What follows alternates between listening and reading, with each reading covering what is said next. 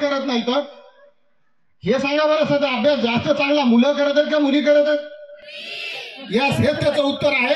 जर तुम्ही तुमच्या मायबापाच्या कामामध्ये सहभागी झाला तर तुम्हाला वेळ कमी होईल. 100 मिनिटं आयुष्यातल्या आठवड्यातले कमी होतात. तुमचं कॉन्सन्ट्रेशन वाढेल. स्वतः अभ्यास करायला लागताल आणि असं होऊन तुम्ही स्वावलंबी करताल.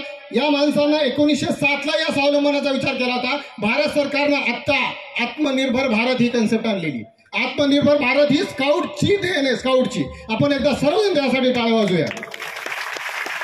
भारत सरकारने जे सध्या आत्मनिर्भर भारत संकल्पना स्वीकारलेली आहे ती या स्काउटची देण आहे. तुम्ही सगळेजण स्वावलंबी व्हावं, खूप मोठे व्हावे तर आमच्यासारख्या माणसांनी तुमच्या हाताखाली काम करावं यासाठी आपल्याला शुभेच्छा. सर्वांना विनंती, आयुष्यातला 1% बदल करायला आज सुरुवात करा. धन्यवाद. हॅलो, धन्यवाद सर. सरांसाठी एकदा आपल्याला क्लॅप द्यायची. धन्यवाद. क्लॅप गो.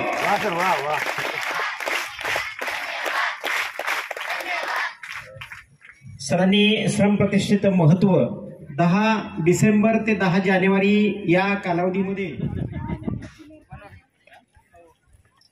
दुपारी एक आपली स्पर्धा राहते सर. बिन भांड्यात बिन भांड्या करतात सर. भांडे वापरत नाही. भांडे पदार्थ करतात बिन भांड्याचा.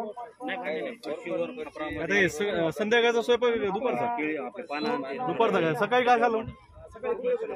केजीबीच्या विद्यार्थ्यांना 18 आयटम केले फक्त आम्ही वगैरे 45 मिनिटात. कोणती शाळा आहे?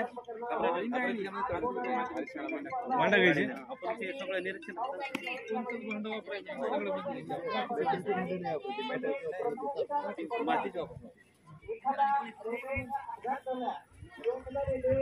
भांड बिन भांड्यांचं स्वयंपाक. इकडे अकोल्याला दम चालू आहे मॅडमचं. अकोल्याला दम चालू आहे. भाटेकर मॅडम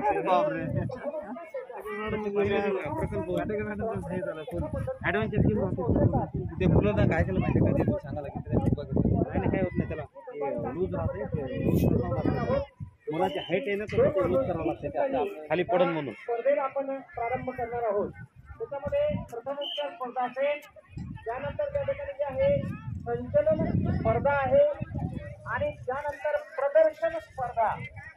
प्रदर्शन स्पर्धेमध्ये त्या ठिकाणी टाकाऊ पासून टिकाऊ ज्या काही वस्तू आपण त्या ठिकाणी टाकून दिलेल्या आहे त्याच्यामधून त्या ठिकाणी टिकाऊपणा कशा पद्धतीने त्या ठिकाणी आणायचा आहे आणि त्याचा संग्रह कशा पद्धतीने त्या ठिकाणी ठेवायचा आहे अशा अतिशय 3 महत्वाच्या स्पर्धा त्या आपण या ठिकाणी ठेवलेल्या आहेत.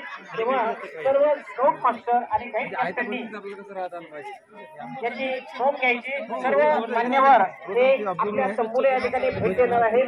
सर्व स्काउट मास्टर आणि गाईड कॅप्टननी कृपया त्या ठिकाणी आपल्या मुलांना त्या ठिकाणी उभे करा आणि येणाऱ्या मान्यवरांचं स्वागत करा.